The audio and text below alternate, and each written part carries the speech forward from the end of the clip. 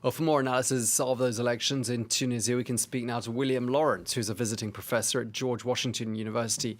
He joins us now from the United States. Thank you for speaking to us, Professor. Looking at the two candidates, just how markedly different a vision do you think they both have for Tunisia? Well, in terms of the vision as projected, in terms of the personality, it's quite stark. It's almost an existential choice. Beji Caid Sebsi ran on an anti-Islamist, a very harsh anti-Islamist position, and Marzouki basically said a vote for Beji Caid Sebsi was a vote for the old regime.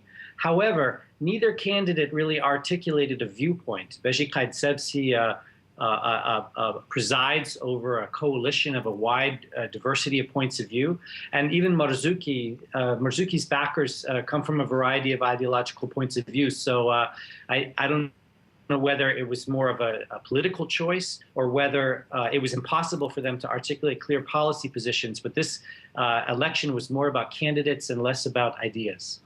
And let's just speak about what the job is ahead of whoever the winner is. Clearly a huge responsibility, if nothing else. But what do you see as being the top priorities for Tunisia and its leadership in the months ahead? Well, both candidates have prioritized security. And both candidates also talk about economics without articulating, again, points of view that are very clear. A lot of people have misunderstood the nature of the system. The debates over the last 2 years about the nature of the system were very intense. A lot of Tunisians wanted a parliamentary system and didn't get it. It's a semi-presidential system.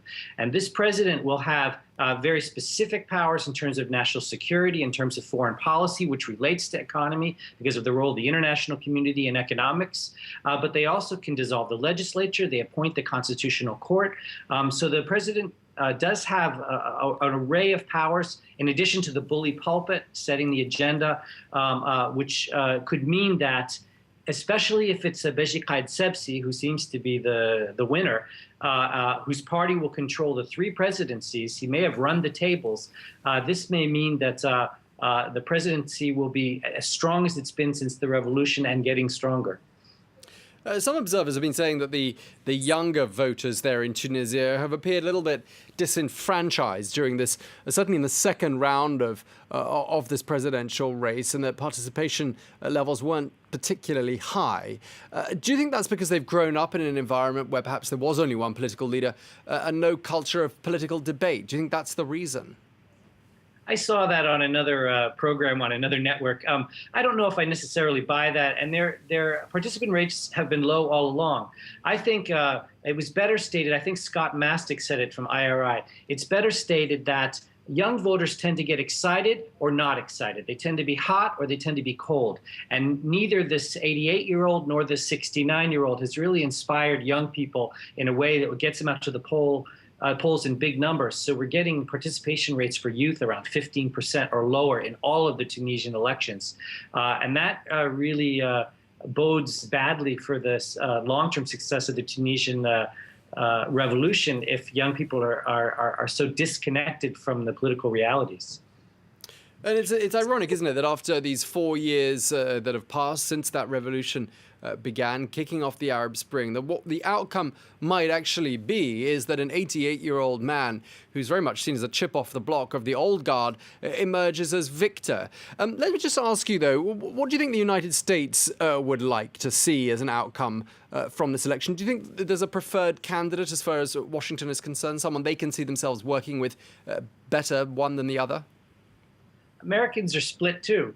Not that they're supposed to have a point of view, but there are Americans, particularly those who are particularly concerned about women's rights and the whole rights agenda, who prefer Beji Caid Sebsi. There's another group who believe that because the moderate Islamists in Tunisia have to play a role in Tunisian politics going forward, and because they were excluded for so many years, they need to play a role in this government going forward, either in a coalition government or at least as a loyal opposition. And that also has a positive impact on the security situation, because the more young Tunisians that get alienated and join ISIS or join the various jihad options that they have. And Tunisians are very prevalent in these. That poses a security risk to Tunisia, to the region, and even to the United States. So there's a security calculation when people talk about maybe supporting Marzouki to some degree. Americans, what they really want is they want Tunisian democracy to succeed. And right now it's fragile. This campaign has been very cantankerous. And so you could see various scenarios where things could become more polarized and there could be problems for the democratic transition. So right now, what people most want is a period of reconciliation between the two sides and more national consensus over contentious issues like economics. Professor William Lawrence in Washington, thank you very much indeed for speaking to France 24.